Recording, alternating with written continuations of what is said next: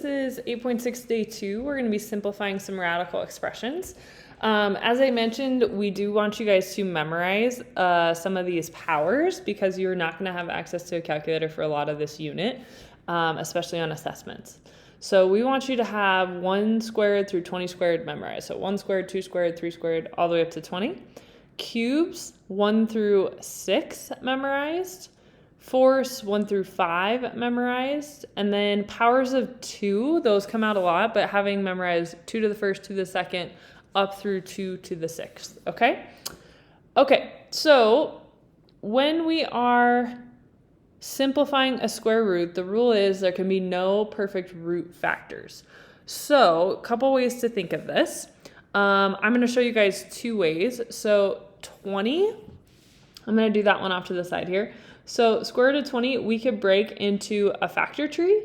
So I could do like 2 times 10 and 2 times 5. Don't need to go to the point of using ones. So as soon as I have a pair, that's the same as 2 squared, right? So square root of 20 is the same as 2 squared times 5. Well, the square root of 2 squared is just 2 times the square root of 5. So 2 root 5 is what that is simplified. The other way we can do it is we can think about what is a perfect root. So a number that nicely goes into 20 that I can take the square root of. So that number would be 4.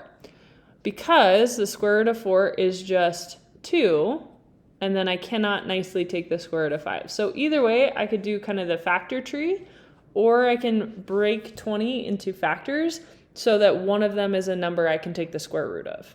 I can do the same thing with 45, so I'm going to try this where I want something that goes into 45 that I can take the square root of. So that would be 9. 9 times 5 is 45. Square root of 9 is just 3. And then I have square root of 5.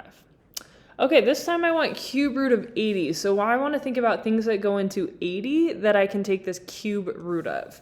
So for example, I'm thinking 8. I know I can take the cube root of 8. 80 is the same as 8 times 10. Break that into 2 separate things, right? Cube root of 8 is 2. So if it helps you to write it like this, you guys, you sure can. We got 8 cubed times cube root of 10. So this would be, oh, sorry, I wrote that as 8 cubed. That should be 2 cubed is 8. So this is going to be 2 times the cube root of 10.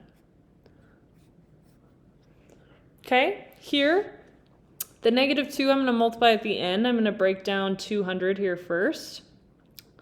So 200 I could think about as 100 times 2. I'm doing that because I can take the square root of 100 nicely. It's 10. So I'm pulling that 10 out front, and then I still have that square root of 2 left. So it's going to be negative 20 root 2. Okay, all right, I want to break things into powers of 5 here. I want to be able to pull out powers of 5. We did one like this in the first video, but 64 is the same as 2 to the 5th. Okay, so I can do 5th root, 2 to the 5th, x, and then y to the 7th. I could do y to the 5th times y squared because I can add the exponents there. So I'm just trying to pull out anything I can that I can take the 5th root of. And I can take the 5th root of any powers. So these guys would come out front. So I have 2y. And then at left, under the 5th root, I have an x and a y squared. Okay, so this would be my answer. Okay, 6th root. Oh, I'm sorry. 2 to the 5th is 32, you guys. Let's do, sorry, this just reminded me because we're going to actually use it on the second one.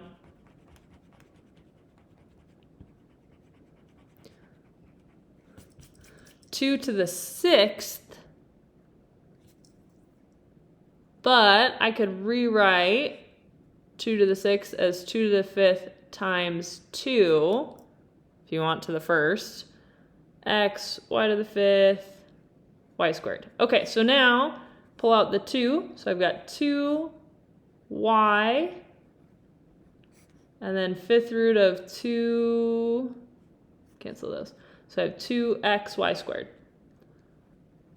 All right, so that would be this guy. Okay, sorry. So 2 to the 5th is 32. 2 to the 6th is 64.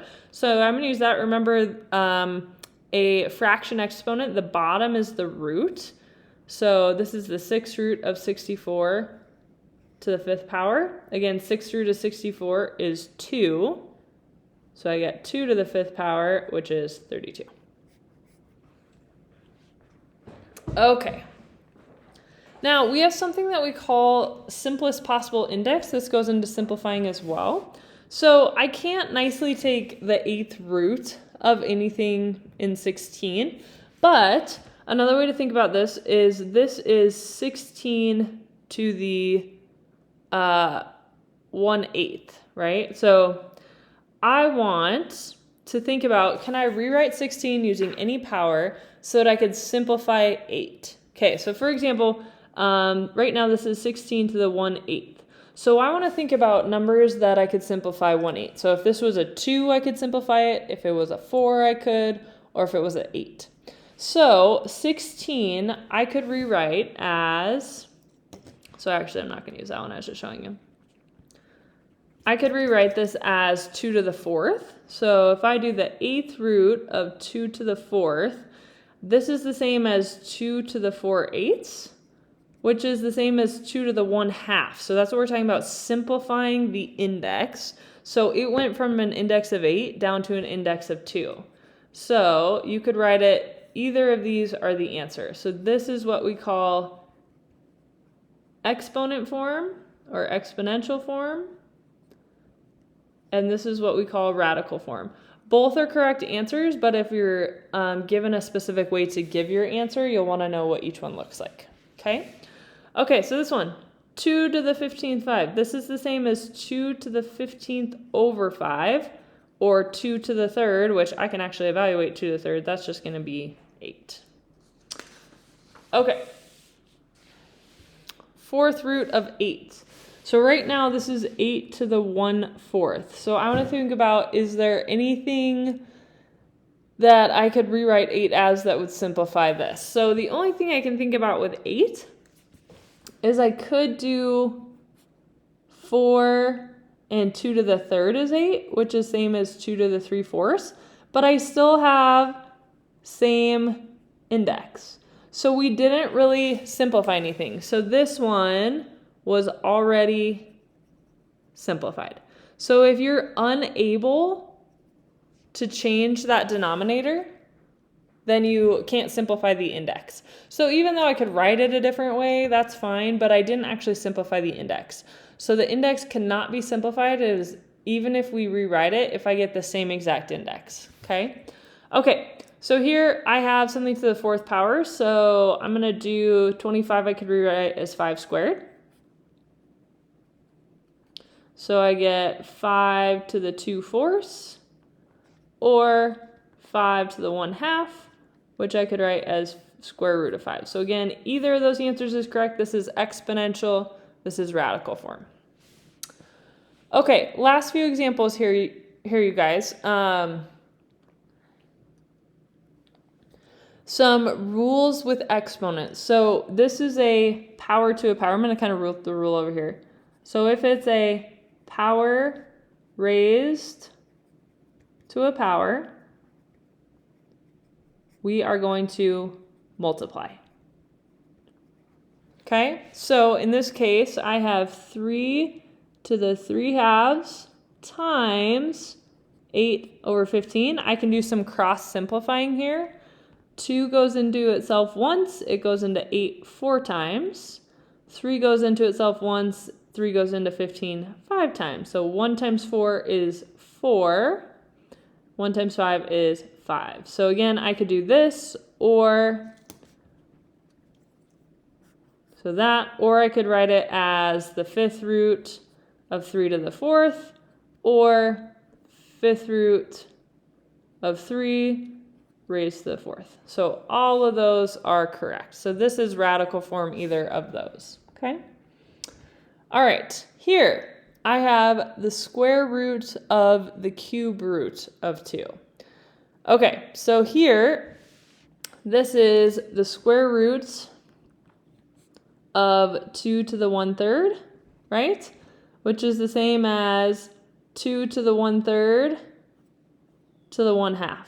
Okay, so this is the same process here. I can multiply, and this is going to be 2 to the 1/6 or 6 root of 2. Okay? All right, when I divide powers,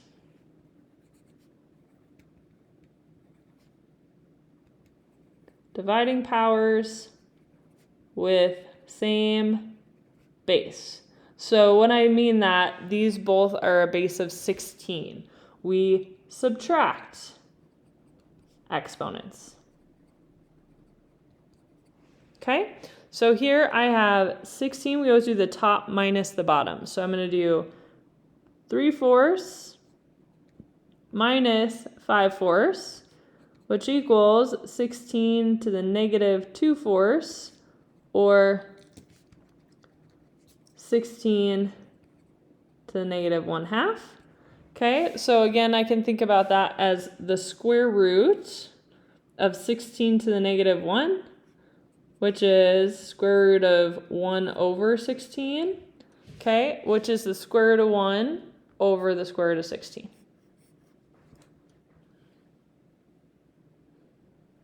Okay, when we multiplying powers that have the same base, so this one, they both have a base of 7. So multiplying powers with the same base, we add the exponents. Okay, so in this case, they have a common denominator, so it's 7 to the 7/9 plus 11/9, which equals 7 to the 18 over 9. 18/9 is 2, so 7 squared is 49. All right, and that's it for simplifying radicals. Thanks for watching.